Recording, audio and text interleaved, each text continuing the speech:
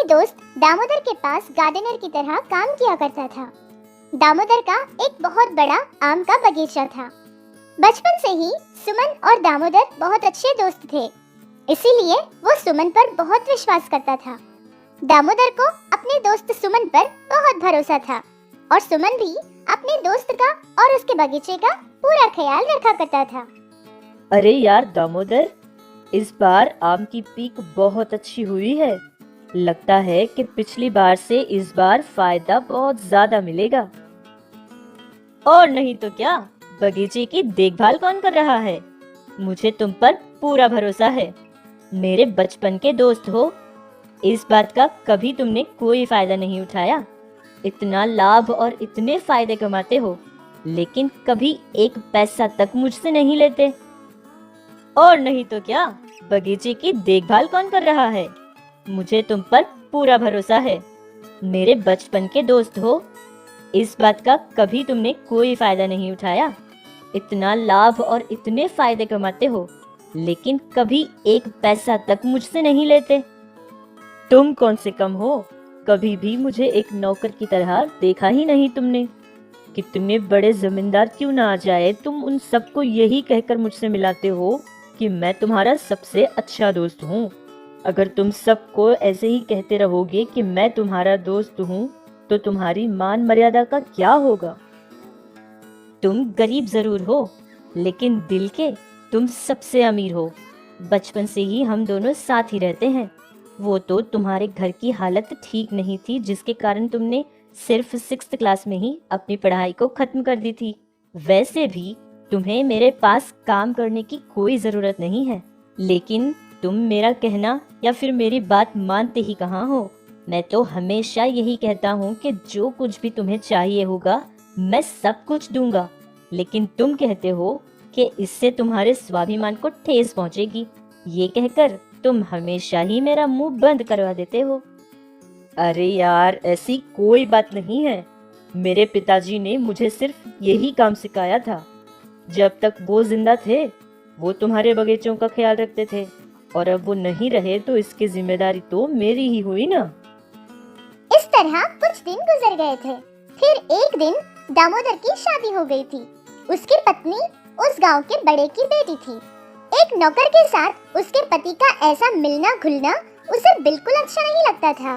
ये बात वो अपने पति से बहुत बार कह चुकी थी, लेकिन दामोदर ने कभी अपनी पत्नी की बातों पर ध्यान नहीं दिया था। उन दोनों की दोस्ती के बारे में अपनी पत्नी को हमेशा बताया करता था। प्रिया, तुम ये सारी बातें सोचना बंद कर दो, क्योंकि सुमन तुम्हें सिर्फ एक रखवाली की तरह ही दिखता हो, लेकिन वो मेरा बहुत अच्छा दोस्त है। वो मेरे लिए अपनी जान भी दे देगा, पता है तुम्हें? जो भी आप कह रहे हैं उसमें कितनी सच्चाई है ये तो मुझे नहीं पता। मुझे वो उतना महान भी नहीं लगता है। आपके पास इतना पैसा है, इतनी जायदाद है, हो सकता है दोस्ती का बहाना बना के आपके पास काम कर रहा हो। प्रिया, तुम इन बातों से दूर रहो। दामोदर जब भी सुमन के बारे में कुछ बोलता था तो प्रिया को बिल्कुल अच्छा नहीं लगता था। सुमन को उनके घर से निकाल दे, इसकी सारी साजिशें वो करती रहती थी, लेकिन दामोदर कभी प्रिया की बातों पर ध्यान नहीं देता था।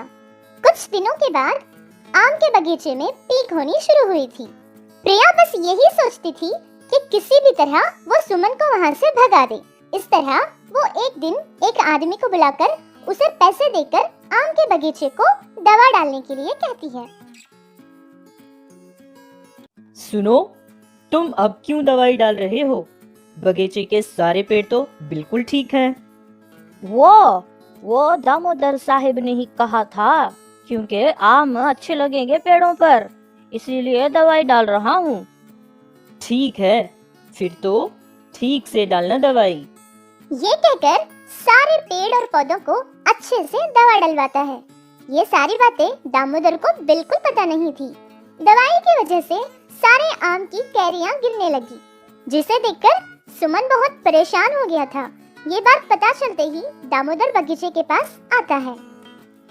क्यों सुमन, क्या हुआ? पता नहीं, मुझे कुछ समझ नहीं आ रहा है। अब ये खेती बगीचों के बारे में मुझसे ज्यादा तुम ही जानते हो। वैसे मुझे बैंगलोर जाना है कुछ जरूरी काम के लिए। यहाँ सब कुछ तुम देख लो, मैं जाकर आ जाता हूँ। तुम अपना थोड़ा सा ख्याल रखना और हाँ, कुछ देर के लिए आराम भी कर लिया करो।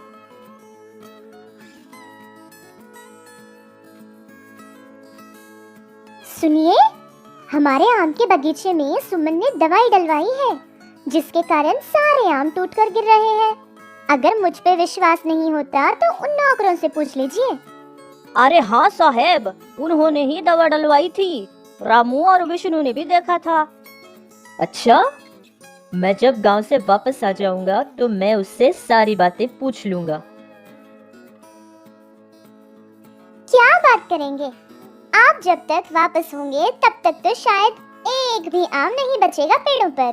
फिर आप खुद ही उस नौकर को इस घर से धक्के मारकर बाहर निकाल देंगे। ऐसे ही कुछ दिन गुजर गए।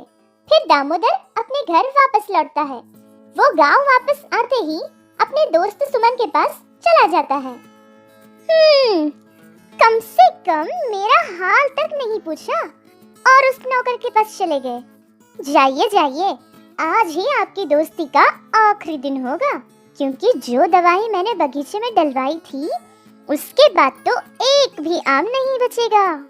दामोदर अपने दोस्त से मिलकर वापस घर आया था। प्रिया उसके सामने गई थी। जैसा उसने सोचा था वैसा बिल्कुल नहीं हुआ था। दामोदर तो बहुत खुश लग रहा था। क्या हुआ? आप इतने खुश क्यों लग रहे हैं? वो इस बार हमारे बगीचे के आम की पीक बहुत अच्छी हुई है और आम भी बहुत ही स्वादिष्ट है। हमें इस बार बहुत अच्छा फायदा मिलेगा। पिछली बार हुए नुकसान की वजह से मैंने 2 करोड़ रुपए कर्जा लिए थे और बैंगलोर भी इसीलिए गया था। एक बहुत ही बड़ी कंपनी वालों से बात करके आ रहा हूँ। वो लोग कुछ ही दिनों में आने वाले हैं। हमारे बगीचे के आम को देखेंगे।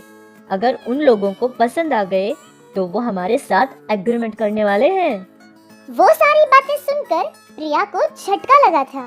फिर उसे ये एहसास हो गया कि उसने कितनी बड़ी भूल कर दी थी। ये क्या ये हमारा ही बगीचा है? कितना खूबसूरत लग रहा है।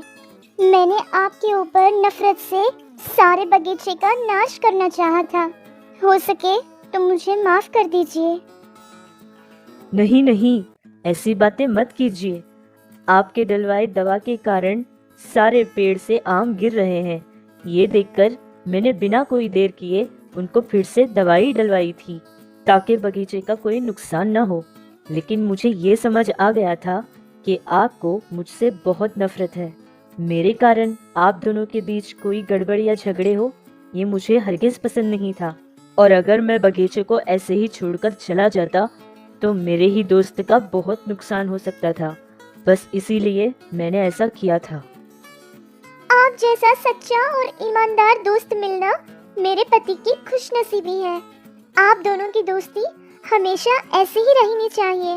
हो सके तो मुझे माफ कर दीजिए भैया। सुमन की बातें सुनकर प्रिया बहुत शर्मिंदा होकर रोती हुई घर के अंदर चली जाती है। फिर उसके पति से ये सारी बात कह देती है। दामोदर ने भी प्रिया को माफ कर दिया था। कुछ दिन बाद फ्रूट जूस की कंपनी वाले आकर उनके आम के बगीचे को देखते हैं और फिर उसकी पूरी जांच करके बहुत अच्छा दाम देने का वादा करते हैं। उस साल दामोदर को बहुत अच्छे लाभ भी मिले थे, जिससे वो खुद एक बड़ी सी कंपनी को खोलता है और उस कंपनी का मैनेजर अपने ही दोस्त सुमन को बना देता है। दोस्तों, कितनी अच्छी कहानी है ना? इस कहानी पे आपकी राय क्या है? हमें ये कमेंट्स में जरूर बताना।